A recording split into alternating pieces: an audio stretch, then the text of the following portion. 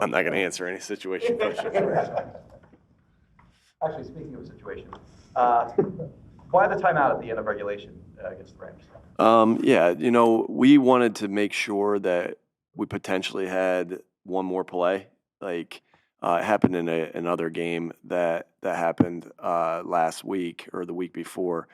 We just wanted to make sure that if they were going to throw the ball in that scenario, that we'd have one more attempt at it because they were in pretty comfortable range. So you kind of look at it like, what would I do in this scenario?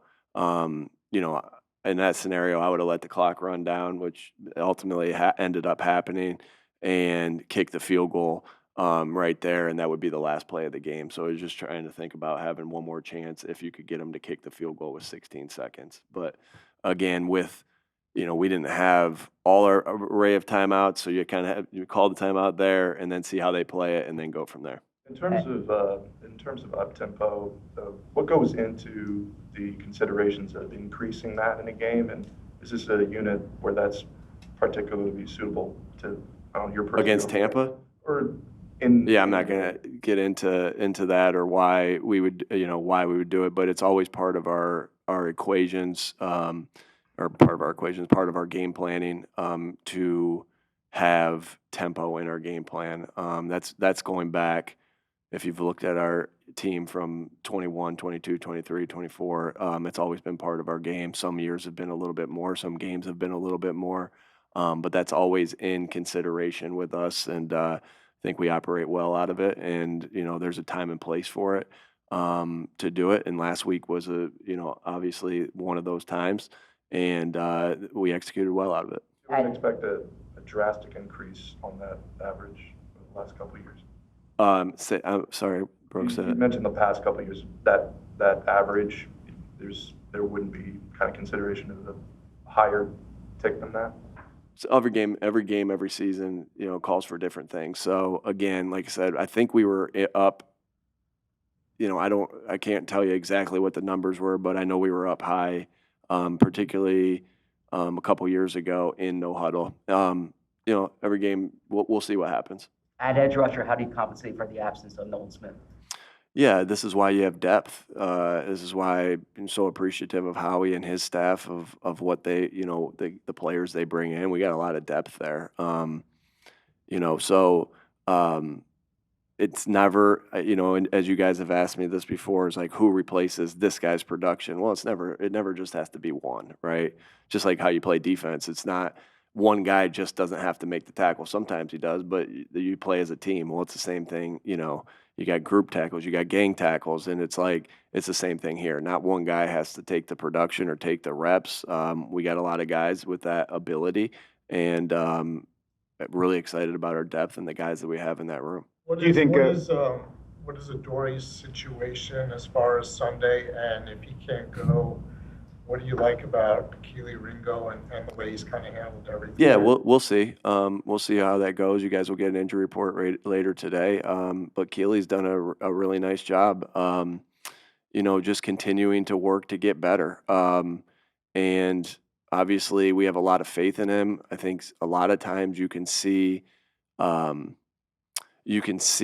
guys make their way on special teams that may not play or start right away. And, those guys that are able to do that and make their way on special teams you trust those guys in these scenarios as well. I've had a lot of guys like that. I remember, and I know it's different with a corner too, because you're talking about covering and not just tackling and defeating blocks, but that's a big part of it as well. But I think back to Tyrell Williams, a wide receiver I had with the Chargers. In 2015, he was primarily a special teams player and not catching a lot of balls. And then the last game of the year, he had an 80 or 70-yard touchdown on a post play.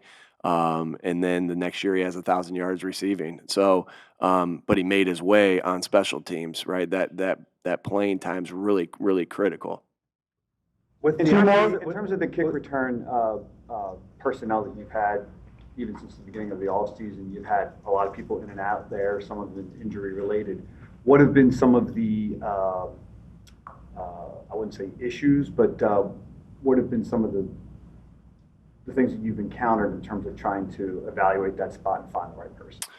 Yeah, I'm really pleased and excited about the group that we have as far as our kick returners. Again, like I told you guys, I didn't feel like I did a good enough job preparing those guys to catch those kicks and give them enough reps. And that's it's a fundamental. And obviously, we fixed that this week, and would do it as didn't love the way I handled that. So, but excited about the talent we have back there. With you have Tank, you have Mechie, you have AJ, Dylan, you got Will Shipley, right? So really excited about the core group of guys that we have back there. Just again, like I said, I just didn't feel like I did a good enough job preparing them last week, and that's not nobody but me.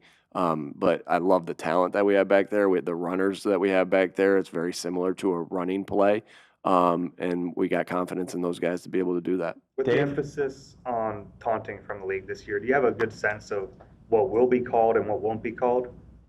Yeah, I do. That was in our any time that you have a referee crew, you kind of know the penalties that they call, and you emphasize that every day. You guys know we have a team meeting, and one of the first things we talk about is that crew's emphasis, and kind of then just teaching them the rules within that, whether it's roughing the passer or pass interference or illegal shift, whatever it may be.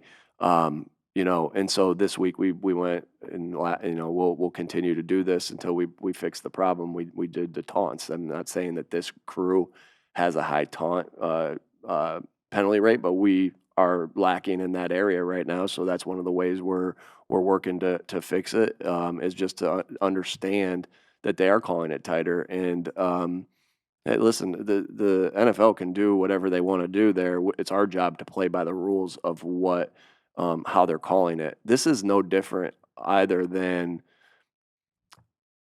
year in, year out. There's emphasis that NFL puts on a certain rule. They go through their studies just like we go through our studies. Hey, we got to get better at this, or we got to officiate this better. I love that. I love that they go through that process. And so, this is no different. It's just a different type of penalty that we're seeing, and it's getting called more. So it's our job to play within those rules, keep our composure, and play within the rules of the game.